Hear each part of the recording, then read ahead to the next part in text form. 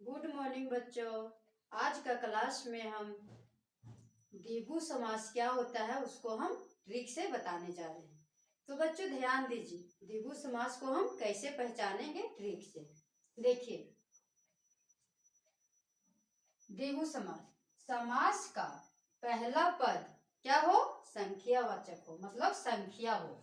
ठीक है, जैसे हम देखने को मिलेगा, मतलब कोई शब्द में पहला पद संख्यावाचक मतलब संख्या में हो, तो उसे हम बिना सोचे समझे कहेंगे कि द्विगु समास का उदाहरण है। ठीक है बच्चों, अब देखिए उदाहरण देखने से समझ में आ जाएगा पूरा तरह से। पंचवटी, पंचवटी का मतलब क्या होगा कि बरगद का पेड़ 5 हो।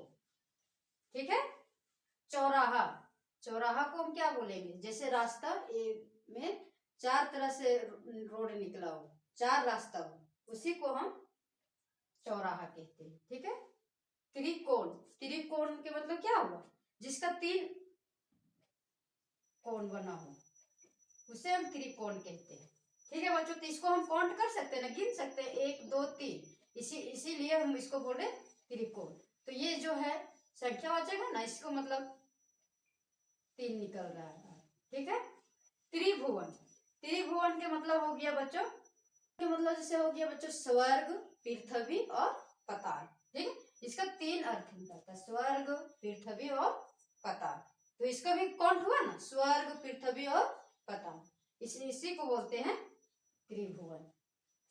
ठीक है बच्चों, षड्रस, उसी तरह हो गया षड्रस, मतलब षड्रस मतलब 6, जिसका 6 रस हो। ठीक है, नवग्रह, नवग्रह सौर मंडल का 9 ग्रह है ना, वही हो गया नवग्रह। तो प्रारंभ में इसको हम गिन रहे 9, मतलब कि सौर मंडल का 9 ग्रह है। इसी तरह शब्द देखने को मिलेगा बच्चों, तो बिना सोचे समझे आप कहेंगे कि द्विगु समास का उदाहरण है। ठीक है बच्चों, हमको नहीं लगता है कि द्विगु समास को पहचानने में अब किसी तरह आप लोग को प्रॉब्लम होना चाहिए। ठीक है, अब देखिए बहुव्रीहि समास, हम किसको बोलेंगे वो ध्यान से देखिएगा।